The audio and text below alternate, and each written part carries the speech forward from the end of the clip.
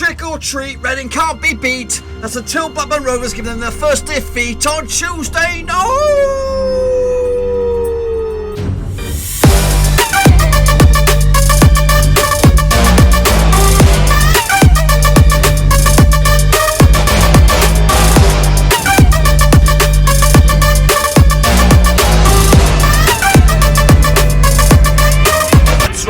Back once again with another match preview. This time looking forward to Blackburn Rovers taking on Reading at MIDWEEK Park, and we'll get to that in just 1 second. If you're new to the channel, smash your subscribe and keep it bang up to date with all things Blackburn Rovers related, championship related, world football related. We're going to know here under Ruski. That's right, boys and girls. Of course, Rovers looking good at the moment after that convincing win against Coventry, but it's going to take some beating to take on the cream of the crop at the moment. That is Reading. We'll talk more about that in just a second, of course. I want a big shout out to the patrons. That's right, behind the scenes support the channel as they do. So kudos to them for supporting the channel. If anyone else is out there that wants to make it to join the illustrious VIP gang, get stuck in the old description down below. There is a link, patreon.com/Roverseas, and you could become the latest member of the Roverseas Mafia. That's right.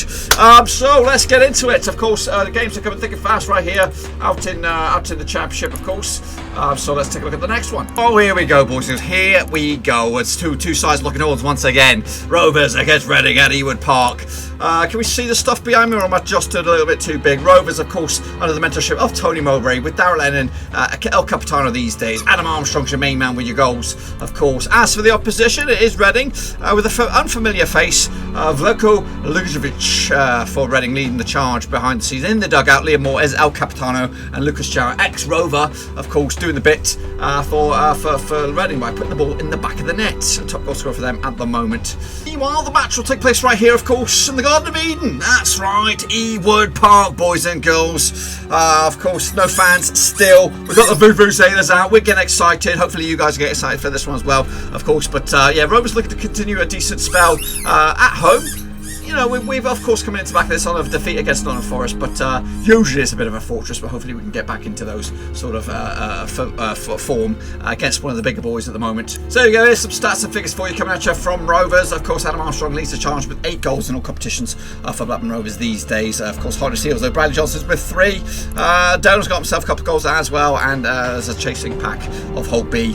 Who else is in there? Brereton's got himself a goal already, so that's good to see. Gallagher as well. As for the assist man, Kingping in the moment is Rothwell. Brereton's hot on his heels over with a couple of assists already, and Chappers amongst others as well. Bradley Johnson is your man in the discipline in the referee's book 3 times already. In fact, yeah, that's 3 times. Gallagher's got 2, and Lenihan's got 2 yellows, but no red cards so far. It's bang on wood for that bad boy. Moving forward, what do we have here? Of course, attacking bits of play coming at you for Rovers overall. Let's take a look at some stats then. Of all the bits of possession moving forward, 32% of it is in the attacking third there for Blackburn Rovers, with 43% in the middle third, and 25% of it in the defensive third. As for the goals, they've actually scored 11 through open play, 2 through counter attacks, 2 penalties, and 1 set piece. No own goals as well. Knock on wood for that son of a gun as well. As for the attacking avenues, 36% of all of our attacking avenues coming down the left-hand side, 37% down the right, and 27% down the middle. As for our shots, take a look at the shots then. Just 4% of all of our shots coming in the 6-yard box, 55% within the 18-yard box, and 41% long-range efforts. The Adam Armstrong effect there. And as for the shots taking place, 7% down the middle, 17% down the left-hand side, and 14% down the right-hand side. That's Rovers stats and figures there for you. As for heading into this, Rovers form, of course, not great, but okay. Picking up 2 wins in the past 5 games across the board. Of course, they beat Coventry just the other day. Before that, last midweek, it was Watford away days. Lost that one despite playing good. 3-1 loss for Rovers. Nottingham Forest as well got themselves their first win of the season at MIDWEEK Park with a lastminute.com winner, Joe Lolly, of course. Cardiff, of course, 0-0 draw. That was back at Tewood as well. And then, of course, all the way back, we took on Derby as well, and we dashed top with a 4-0 win as well. But next up, of course, after this game against bloody hell, who the heck are we playing? Reading. So after this game against Reading, we're going to take on Swansea, of course, on actual Halloween Day. Of course, this is the build-up. The build-up starts today for Countdown for Halloween. That's on the 31st of October. Then it's Middlesbrough on the first game of November. Again, back-to-back games. The games coming thick and fast. Then it's QPR at home as well at MIDWEEK Park before we head down to Kenilworth Road. Hopefully we get a bit of revenge against Luton Town, who did the double over us last season. And again, we take on Preston, another 3-1, as we count down to Turkey Day over in the US of A. That's happening, of course. Now we have the difficult task of trying to build a starting lineup here with Blackburn Rovers, with, of course, good bit of form at the moment for Rovers. So first out of the blocks, I've got one of the stars of the show just the other day, Harvey Elliott. That's right, he's going to slide in at right back. Of course, I don't think he's not going to start. He scored a goal, folks. He scored a blooming goal. Of course, that's probably at the expense of this fella, Tyrese Dolan, who's just going to have to wait on the wings, possibly as a substitute. Another guy who did start the other day was Ranky Costello. I don't think he did anything wrong, but will he get the nod over Nyambe? I'm going to put him in the right back for the time being. We'll see just where he ends up at the end of it. Chappers again didn't feature. I don't think he was even on the bench, so we'll see if he gets a chance to come in. Douglas did start left back and he had some minutes. I think he was his debut was kind of abruptly ended due to his yellow card, but I'm going to put an old Batman in there at left back to see if I think he'll hold on to his spot there. Gallagher again got himself a goal from the bench. Will he get a start in because of that?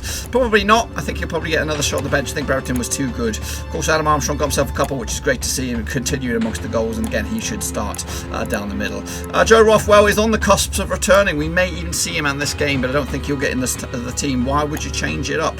Ayala, again, another man who was on the verge of starting the game, but again, why would you change it with Del Boy, who's I don't think he's actually conceded a goal so far, so we'll have to wait and see. Tribal came in and did okay for Rovers this past weekend, so again, I do expect him to do the donkey work this coming weekend, or sorry, midweek against Reading. Next up, Amari Bell, probably at the expense of Douglas, will probably not make it. Let's just clean up this bench here a little bit because it's getting a bit too jam-packed with superstars over here, so we'll just scoot that over there. Big bad boy Brereton was good, was savvy, and I do expect him to get back in the lineup again, so we'll see him. Kaminsky will start as well between the sticks for me. Barry Johnson again doing the donkey work as well, will continue to do in the bits. Of course, Iniesta, my lad, Holtby will be in the middle, and then Del Boy will probably be alongside the back there with Darragh Lenihan. But the questions do remain. Will Nyambe, oh my goodness, he needs an outfit. There we go. We'll stick him as Frankenstein. Will Nyambe get the nod? Will Evans get the nod? Probably not. I think it's probably much going to be as you were on Saturday if they're fit and raring to go. Probably the questions are Barry Douglas going to get more minutes? And what about Gallagher? That's the other questions as well. So we'll have to see what happens between those two and the rest. But to be honest with you, I would go, why change it up if you don't need to change it up? So that's going to be my lineup for Rovers. We'll take a look at the Reading lineup in just a second. Let's plough on forward then and take a look at the rest of this build-up. Of course, this is the assists or the stats for Reading. Lucas Jow is your main man with 7 goals these days. Not too bad. In fact, with George Puskas on there, competing for a starting berth, they've got strikers now. They've got strikers, and they cost a bit of money between them, Puskas and Lucas Jow. And again, with Jow in amongst the goals, he'll probably continue to be at the forefront for them. Mitre as well, good little player as well, very very attacking little decent player that could go into the Premier League as well. Morrison's got himself a couple of goals already, I believe. As for the assists, Elise's got himself a couple. Lawrence got one, and Jow as well. As for the discipline, Richards, Lauren, and Elise got themselves all yellow cards so far. As for the attacking avenues and the statistics for Reading, let's take a closer look at it then, shall we? Of course, Reading top of the pops in the moment. We'll take a closer look at the table in just a second, but the stats now coming out here. They've actually scored 5 of their goals through open play, 5 through set pieces, which is a weakness for Rovers, and as for one penalty so far. As for the attacking zones, 45% of all their possession comes in the middle third, 22% in the attacking third, and 33% in the defensive third. As for where the attack's coming down, 40% down the left hand side, 21% down the middle, and 39% down the right hand side. As for shots, let's take a closer look at the shots then. 6% of all their shots coming in the 6-yard box, 61% in the 18-yard box, and 33% long range efforts. Those shots coming down, 16% down the left hand side, 14% down the right, and 71% down the middle. It doesn't even add up to 100%. I don't even know. Sort your figures out, brothers. Sort your figures out. This is their running. Of course, they take it on Coventry after this game, and away at St Andrews. Then take on Preston at the Majestic, of course. Then it's Stoke at home as well. Then they'll take on Bournemouth down over the Vitality, and they'll wrap up the 5-game stretch towards the old Turkey Day over here in the USA against Millwall down in London way. As for their form heading into this, of course, they did beat Rotherham on the weekend 3-0 at home. They also beat Wickham as well at home as well, 1-0. Middlesbrough, their last away day was a draw. As for Watford, they also beat them 1-0 at the Majestic, and also got a win against Cardiff away from home. So you know what, they're decent. They're there for a reason. And I was looking into this game thinking, you know what, they're not beating anybody. They're not beating anybody on their way to the top, but they have. They've beaten Watford and they've beaten Cardiff, who are 2 decent sides that are probably Premier League quality or in the discussion for playoffs. So Reading are there on credit, on merit, of course, but can they take on a Blackburn Rovers, a free scoring Blackburn Rovers? But you just don't know. Well, now here we go, the difficult task of building a Reading team now. So this is going to be a little little bit trickier because, of course, I don't know the ins and outs for this team. But we're going to give it our best shot, of course. And it's an away day, so it might be a little bit different. But let's get into it and have a little crack, shall we? So one of the star players for me is Swifty, but I don't think he's been starting of late. I don't know if he's injured or not. So for the past few games, he's not been there. So I'm going to leave him out for the time being as well. We've got gas masks for somebody. Raphael will go in between sticks, of course. Very good goalkeeper these days. Pushkas will be in the discussion to start up top. We'll see. Elise has been good at the moment, and he's been playing. He's actually been coming off the bench recently, anyway. But I'll put him in the midfield part of the field for the time being. Riminota nailed on start if he's fit and ready to go. And Laurent has been starting alongside him in those two-man defensive midfield slots. Simiedo as well has been starting the past few games. Richards coming in at left back. Lucas João has been the main target man with the goals. So let's just put two of them up top, and we'll decide in just a second. McIntyre's also been featuring from the bench as a defender. Of course, Ijara as well, pulling all kinds of strings, so he'll probably start as well. Morrisonel, Capitano, of course. We've got Maite. Where the heck's he going to go? We've got Ijara, Simiedo, and Maite. Jar, so difficult problems. Got too many good players, buddies. Moore's actually the captain, and this guy at right back who will be wearing the mask today. What's his name? His name is Esteves, coming in on loan from Porto. So there's some decisions to make here. Simiedo, I'll probably bin you off and put Maita in the middle there. As for up top, why not start Lucas João? Because he's scoring goals, brother, and having George Puskás coming from the bench. That's what I would go with. But of course, I'm not a Reading fan. You know what? But that's what I would go with. I'd go with that. What if you are a Reading fan? Put your own opinions down there. As you can see, right back there with his mask on is Esteves. So that's my Reading team. Again, be sure to get your comments in and tell me if I'm right, if I'm wrong, or what we can expect from Reading this forward. Here's the tail of the tape, though, as we edge close to the kickoff. On average, Rovers scoring 2 goals a game. Same could be said for Reading. As for total shots or average shots, Rovers are actually banging in 18 shots per game, just 7 for Reading these days. Well, on average, we pick up a 1 yellow card. They pick up 2. On average, we get 6 corners to their 3. Fouls, we likely to commit 13 fouls to their 11. Offsides, on average, 2 apiece. Reading have actually got better success with their aerial duels. On average, 54% of all aerial duels won. We have just got 47. We do average more possession than they do. They do 56% to their 51, and also average a better success with our passing, 80% to their 77. On average, a player gets around about 7 out of 10 on the old stats and figures then. As for passes, Rovers on the left, Reading on the right here. We on average bang out more passes than they do. In fact, is that total? I think it's on average. Is that on average? I don't know. But total passes per game on average 515 for Rovers, 448 for Reading, and a passing streak of 4.4 as well. And yeah, as you can see some of the other stats and figures there. As for the record between these two sides heading into this, is it an all competitions in all grounds, or is it? No, it's at Ewo Park. It's actually 3 wins for Rovers, 1 win for Reading, and 2 draws. Of course, last time they played each other was back in lockdown. It was a 7-goal thriller. That's right. The Rovers coming out on top in the end with a 4-3 win. Hopefully, there's something like that this coming match day. But unfortunately, hopefully, it's going to be more in favour of us.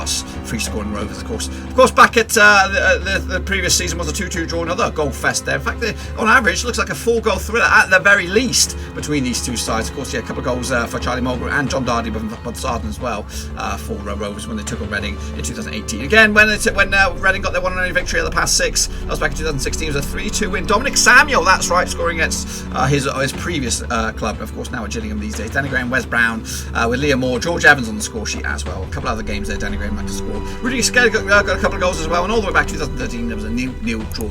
However, if you take a look at the last 6 across the board, Reading do have the better advantage on us, winning 3, we've won 2, and there's been 1 draw, of course. So Rovers back-to-back wins though heading into this, so can we make it a 3 on the spin? Let's bloody well hope so. So as we edge close to the kickoff, let's take a look at what's going on elsewhere on the old social media, shall we? Philip L on the beatrfcs.com forum said this: having lost the last 3 games to teams which surely be top half season at the end, here come another 3, all within 7 days for us to try and beat. A casual look at the table, and Reading are already out of sight at the top, 5 points clear. We'll take a look at the table in just a minute. A careful look at the opponents to date though, where you can only beat the team you are playing. But I know I have stuck my neck out and said Reading are going to stay in contention all season. If they keep this up, beating bottom half teams every time they play them, there's a 78 points available. So I'm sticking with that prediction. However, regardless of opponents, this is still a mighty fine record Reading have. So will Rovers prove even mightier? I would have been much more nervous about this one had we not returned to Genghis Khan form against Coventry and slaughtered another bunch of football innocents. Against Reading, I would start with Ayala in place of Lennon as the height of Joe. Lucas João needs defending and against, and Williams had the more assured performance against Reading. We might see Pearce make his debut if Kaminsky really did himself some damage with that late save against Coventry. Otherwise, same team and same result, please. Not being greedy, but we should be a different level of forward threat for Reading back line to cope with, so he's probably going with the Rovers victory on this one. Meanwhile, Gavilar Rovers said, another manager, other than manager, can anyone explain the turnaround at Reading? Much by the way of personnel changes too. I see Maita scored a screamer yesterday. He's been an absolute threat. Meanwhile, Jim MK2 says, so can their flat track bullies beat a team in much higher position than them?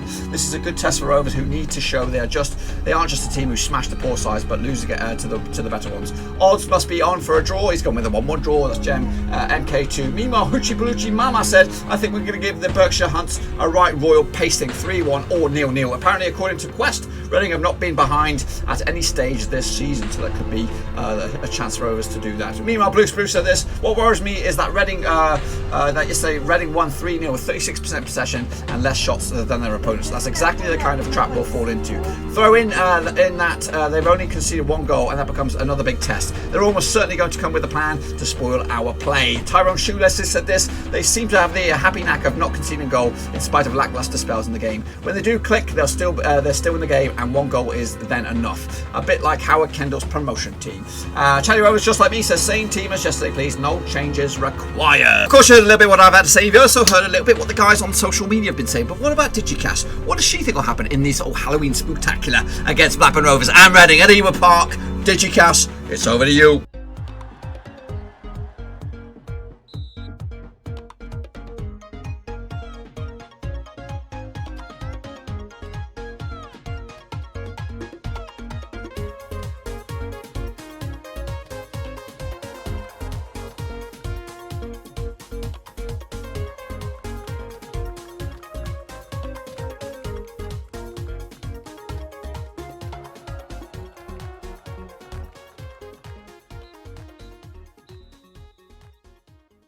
And of course, before we start to wrap this baby up, I want to have a quick showcase of a list of players that have actually played for both Reading and Blackburn Rovers. And here you come. Pick your favourites out of there. Of course, Yakubu, goal scoring machine for us. But of course, it was in a relegation team. Dominic Samuel, just out of sight there. He's also scored against us as well. Jason Roberts, of course, more of a familiar name. Lucas João, it is the Lucas João derby, of course. Danny Guthrie was in there as well. Who else do we have at the top there? Nick Barrowman, Mo Barrow, of course, Hope Backpan as well. Some quality names in amongst that, and also some dog shite as well. That's just what's happening between Rovers and Reading, but of course there's other games going on this weekend or this midweek. Of course, Barnsley taking on QPR, Brentford up against Norwich, Swansea against Stoke, that's going to be interesting, Middlesbrough against Coventry, Wickham against Watford, the battle of the W's. Of course, the game of the midweek will be at Ewood Park as Rovers take on Reading. Preston take on Millwall, though. Derby against Cardiff, that's another fruity one there. Luton against Forest, again Forest still needs some results, of course. Rotherham against Sheffield Wednesday, can they get some more points on the board? Birmingham against Huddersfield, and Bournemouth taking on Bristol City. As we of course take a look at the table right now, Reading are leading the charge by 5 points, and they'll be top of the table no matter what goes on this coming midweek. Bristol City are actually falling off a little bit, but they're still hanging on without a win in 3 now for Bristol City. Meanwhile, Watford, they're up to 3rd, and again, if they are victorious, they can actually probably leapfrog Bristol City into 2nd spot, and that's probably your biggest threat right now, Watford. Bournemouth also unbeaten as well. They're in the top 6. Norwich and Swansea at the moment. Rovers up to 10th, but a win could potentially shoot them to 4th, depending on what goes on. At the moment, Wednesday, Wickham and Derby going down. Your main mans at the moment are Adam Armstrong and Ivan Toney with 7 goals apiece in the league. Lucas João, though, hot on the heels. Bradley Johnson not too far away either. As for the assist men, Chris Martin is your main man, alongside Tyrese Campbell with 4 assists. And Michael Elise is up there with 3 as well. As for your discipline, Richard Sturman's got himself 4 yellow cards, and Clayton's got 3, Ben Warman's got 3, Bradley Johnson, Diego Rico, and of course the chasing pack in there. Omar Richards is up there with 3 as well. I bloody well think that's probably your lot. That's probably your lot from me. Of course, looking forward to this game as I am, but there won't be no watch along, unfortunately. I'll be at the old office, but we'll hopefully have a watch along for the Swansea game on the weekend. Of course, that's actually on Halloween Day itself. But of course, will Blackburn Rovers come themselves trick or treating anything? Will they get themselves a little treat, that is the big fat 3 points, or will they go home with absolutely nothing? Of course, be sure to give this video some love and smash the thumbs up, smash subscribe, of course, if you are new, and also check out the description down below. Links to my other social media platforms are in there. Twitter, Facebook, of course, Patreon if you want to support the channel in another way. That's the place to do it, pal. That's the place to do it. See you, by the way. That's all I've got for you today. Until then, though, be sure to give the video some love, and I'll see you on the other side, the dark side.